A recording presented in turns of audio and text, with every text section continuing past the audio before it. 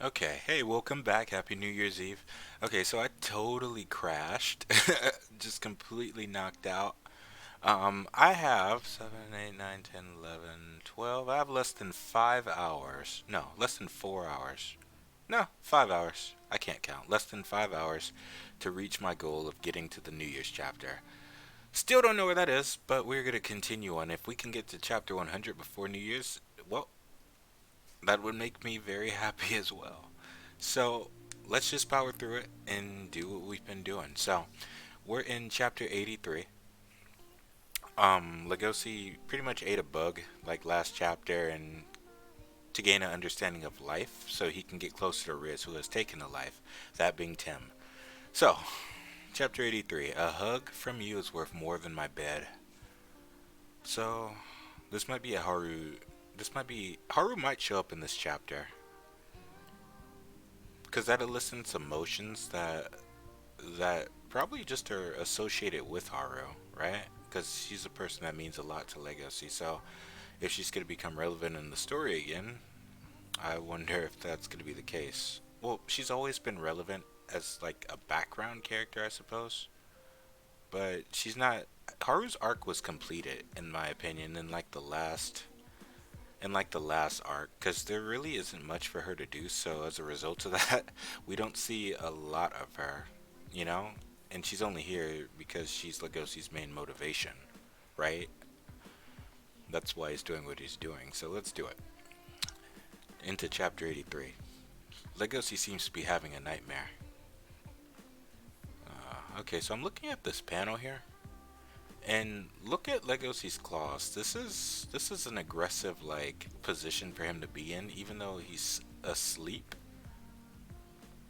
And this is a question mark. I wonder if this is out of the norm for Legosi. Maybe he's stressed about having to fight Riz pretty soon. But I'm gonna say like this. Maybe okay, so there's a reason why we're seeing Legosi like this.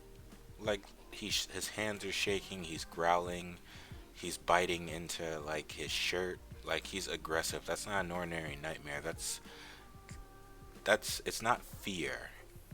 It's aggression he's showing in his sleep, right? So I think it's because he ate that bug from last chapter. Because mind you, Legosi has never he's never tasted herbivore meat, right? And that instinct is there. And I think what Going said might have been foreshadowing, to Legosi kind of like getting, I don't know, Legosi's interest in eating herbivore meat. His instincts might be getting like awakened from that. We don't know yet, but that's just, I don't know, that's just a thought I had just off this panel right here. So hopefully that's not the case. It'd certainly be interesting if it was, but we'll see. So, all right, so I like seeing stuff like this. For a minute, I thought this deer was Oguma. He looks like it because he has the glasses. So let's see. This is just their typical morning. Hey, Legosi. Best boy Jack. Ow, dude, watch your antlers. My bad. Morning. Okay, so cool. How'd you grow your fur so fast?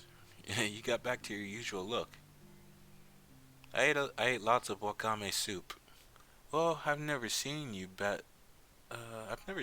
that kind of soup before. My nape feels secure, kinda nostalgic. After I ate that larva 2 days ago, my fur started growing rapidly. Man, we have the old look back. It's kinda nuts. I kinda forgot what he looked like. I don't like it. I like his shaved look a lot more.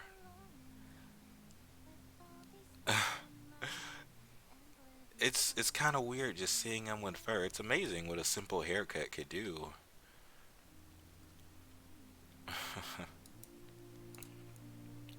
Unlike your kind, we are wordless and desireless. Our world is exceedingly simple and refined. I know that was basically a delusion, but Moth-san said some really good stuff back there. However, I had a dirty dream about Haru, like the no-good wolf that I am. Bruh. Okay. Are we getting relatable Legoshi again? Because it's okay to experience feelings like this, right? Because it's easy to forget how much of a teenager Legoshi is. He's only 18. No, he's 17, right? So of course, I mentioned like way back when, like before, like especially in the Shishigumi arc, like right after he saved Harlan there in the Love Hotel, Legoshi was going through an awakening, right? And I feel like this entire arc he's going through, like him training, working out, getting stronger,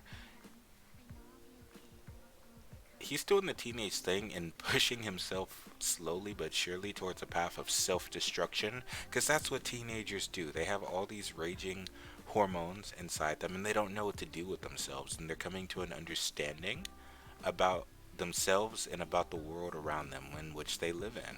That's what coming of age is, and that's what Legoshi is going through right now.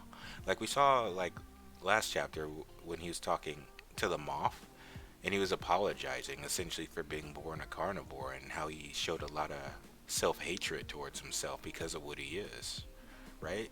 That's something that's relatable and kind of draws you into this character right here, just hearing how he thinks. And look at him right now. He's in this, as he closes his eyes, he's in this void, right? He's very much trapped within himself. In the end, I'm a slave to my desires. The only thing I benefited from eating that larva was that I got my fur back. I'm just a powerless common male.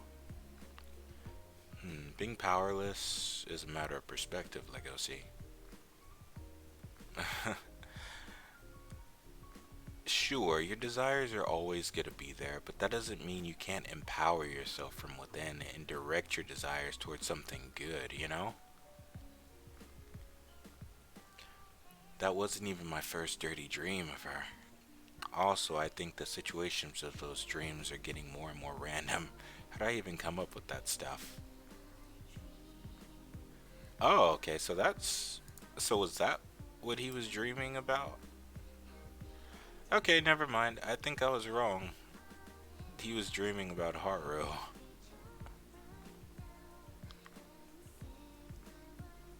So this is what he looks like when he's having a dirty dream? Okay, never mind. That bug restored his vitality, young man. Okay. It's just so freaky, these dreams are so realistic. I could emulate her smell and touch so well. Her soft body, which is nothing like my own body. Oh, what's this? That's Haru's hand. I think that's real. I think that's real. It is. Hey, you're holding my hand in a really lewd way, Legoshi. Okay, Haru's back. Perfect. You're real? Sorry. I'm real. What? I don't mind. Haru, you don't usually come to my classroom. Why are you here? Well, I heard you were in class 2C. Your lecture's over, right? I wanted to see you. I wanted to talk to you. Are you free? Aw, that's nice. She took the initiative to come see him. Probably getting lonely. We haven't talked a whole lot since you proposed to me. Uh? Oh, they're having this conversation in class still. So everyone's like, he what? He what? And she's flapping her ears. That's just adorable. These two, they just have good chemistry together. Do I think they're right for each other right now? No, I don't. I don't. For a number of reasons I don't want to get into, because, yeah. Anyway, well, alright. I do have some time before my club starts. But we shouldn't talk here. Let's go somewhere else. So Haru's wondering, is Legoshi? What you wondering?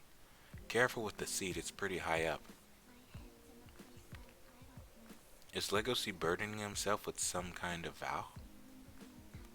Kinda, yeah, he is. Alright, let's go. He's really nice to me. Haru, do you enjoy your classes? Yeah, they're nothing special. But sometimes he's just so weirdly overprotective of me, like he's my dad or something. Blue was the exact opposite. He was like a spoiled little kid. He acted tough despite how unstable he was. He teased me a lot. Mm. And he always seemed so lonely. Nice weather we're having. Okay, so she's noting the differences between them. Like Louis probably respected Haru's autonomy, but Legoshi's a carnivore, so it makes sense that Legoshi would be this way because how he views herbivores, specifically Haru, is kind of shaped by society if you really think about it. Like a lot of what Legoshi does is kind of shaped by the society that he lives in and his viewpoint towards like herbivores and carnivores as well. And now that we have a little introspective, it's kind of interesting viewing it through a lens of self-hatred, which is what Legoshi has right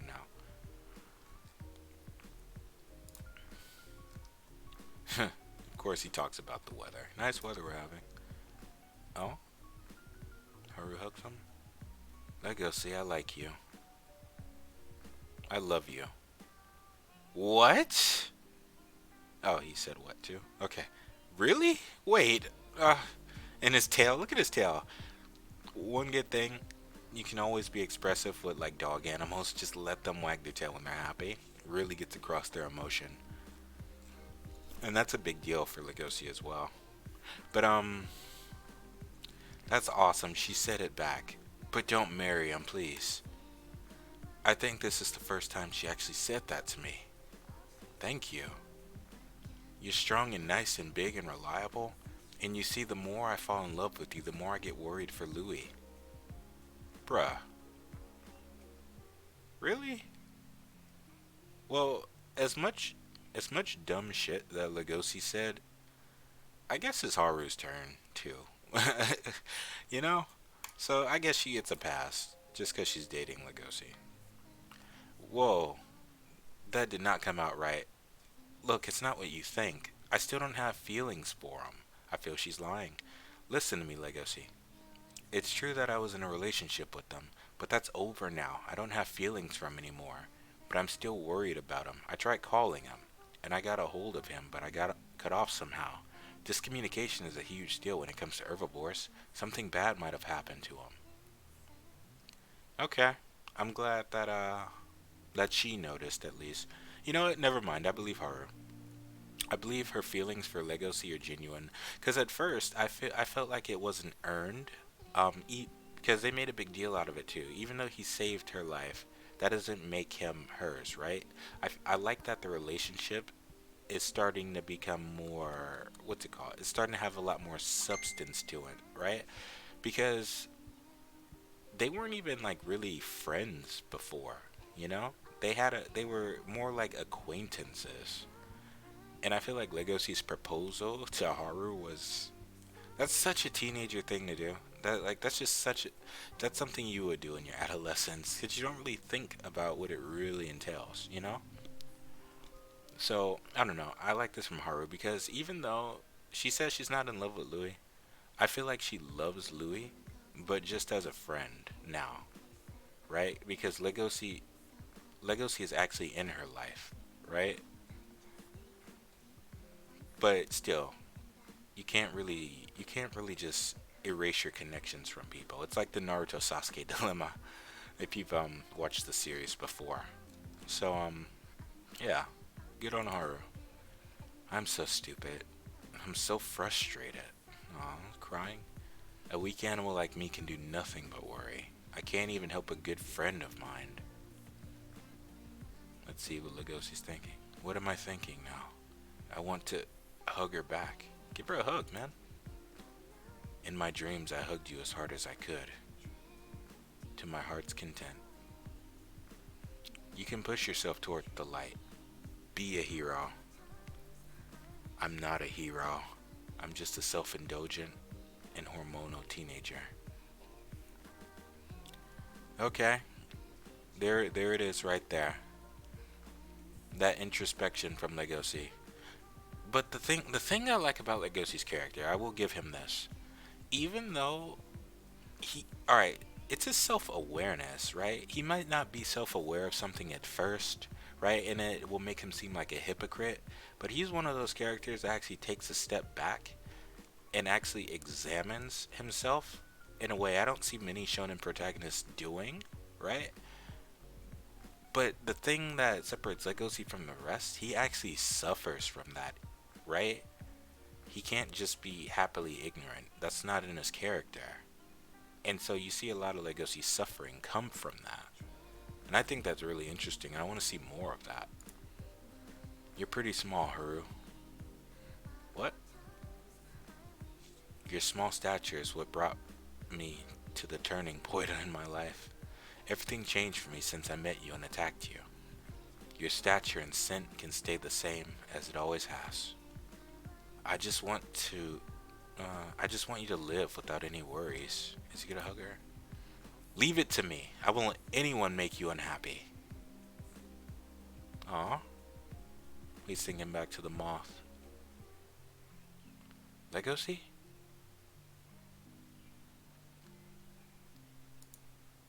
I don't have time to fool around. I have to bring Louis back. I just have to. My desires are my strength. I'll hug you only after I solve everything. What are you trying? I hate that he's saying that. What are you trying to solve? Even, man, even this part right here, he doesn't have to fight Riz. I'm not gonna get into that, but, cause I don't want to keep beating a dead horse. But it's like, Legoshi's one of those characters where he's making progress in a straight line, right? And then he gets distracted by a butterfly on the road, and he makes a zigzag towards it. Man, he always has handkerchiefs handy. Sorry, my club's about to start. Here's a handkerchief, you can keep it. So, we're in the male changing room. Well, shedding season is finally over. It was just awful last month. Were the floors at the dorm covered in fur? Yeah, it was like walking on carpet. Ew. I won't let anyone make her unhappy. It's just you and me. Not even you, Riz. Okay. Legoshi is along with Riz the Killer. Okay, cool. So are they about to fight? Finally? Alright, let's see it. It'll run it. Alright, so this was a good chapter. I enjoyed it. If you liked it, comment down below with your thoughts. Rate it and subscribe if you haven't. I will see you during chapter 84. See you then.